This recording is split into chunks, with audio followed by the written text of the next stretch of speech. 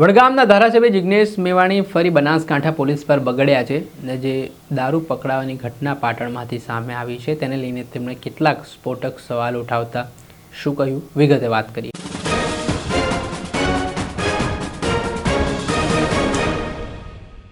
દર્શક મિત્રો, સ્કાયનેટ મીડિયામાં આપનું સ્વાગત છે।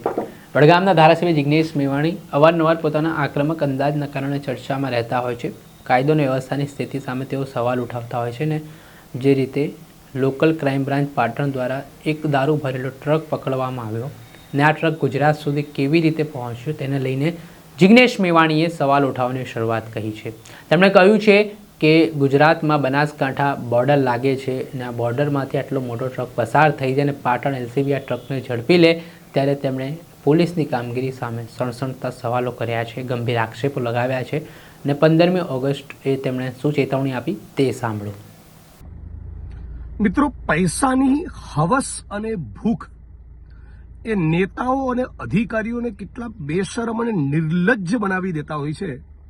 એ તમારે જોવું હોય તો ક્યારેક બનાસકાંઠામાં આવવું જોઈએ। રાજસ્થાનથી એક દિવસ નથી જતો કે જ્યાંથી દારૂની રેલમછેલ બનાસકાંઠા જિલ્લા અને બનાસકાંઠા મારફતે આખા ગુજરાતમાં રેલમછેલ ના થતી હોય। સેંકડો હજારો બેન દીકરીઓ માતાઓ વિધવા બની દેવી પૂજક રાવળ, ક્ષત્રિય, ચૌધરી, ઠાકોર, દલિત, આદિવાસી સમાજના ગરીબ વંચિત સમુદાયના સેંકડો હજારો યુવાનો કાળનો કોળિયો બન્યા, હોજરીઓ પતી ગઈ, મોત થયું એમનું, અને એ છતાં બનાસકાંઠા જિલ્લાના ઉચ્ચ આઈપીએસ અધિકારીઓની પૈસાની ભૂખ સંતોષાતી નથી। ગઈકાલે રાજસ્થાનથી નીકળેલી એક ગાડીઓનો કાફલો બનાસકાંઠાના વિવિધ પોલીસ સ્ટેશનોના હદ વિસ્તારોમાંથી પસાર થઈને નીકળ્યો, પકડ્યો પાટણની એલસીબીએ। મતલબ કે બનાસકાંઠા પોલીસ આમાં કોમ્પ્રોમાઇઝ છે। હું બનાસકાંઠાની જનતાને કહેવા માંગુ છું કે 15મી ઓગસ્ટે આપણે બધા સાથે મળીને તિરંગો લહેરાવીએ, પણ જો આ બનાસકાંઠા પોલીસ સુધરવા માંગતી ન હોય, મારા આટલા પ્રયત્નો, આટલી વિનંતીઓ, આટલી રેડો છતાં બનાસકાંઠા પોલીસ સુધરવા માંગતી ન હોય, એસપી અને આઈજીની શાન ઠેકાણે ન આવતી હોય,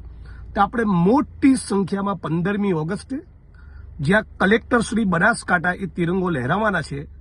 ત્યાં એમની સાથે તિરંગો લહેરાવીએ, રાષ્ટ્રધ્વજને સલામી આપીએ,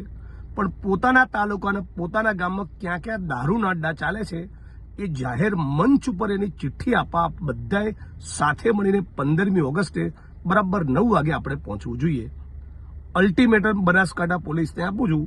શરૂઆત તરીકે પાલનપુર શહેરના અડ્ડા જડબે સલાક બંધ કરાવો, બાકી 15મી ઓગસ્ટે પાલનપુર, મારા મત વિસ્તાર અને બનાસકાંઠાના અન્ય લોકોને વધુ તાકાતવાળી અપીલ કરીશ કે આવો સાથે મળીને ધ્વજવંદનના કાર્યક્રમમાં જ કલેક્ટર, એસપી અને આઈજીને ક્યાં ક્યાં દારૂના અડ્ડા ચાલે છે એનું લિસ્ટ હાથોહાથ આપીએ। જે આપણે સાંભળ્યા હતા વડગામના ધારાસભ્ય જિગ્નેશ મેવાણી, હાલ તેમનું મોટું નિવેદન સામે આવ્યું છે ને જે રીતે તેમણે વાત કરી છે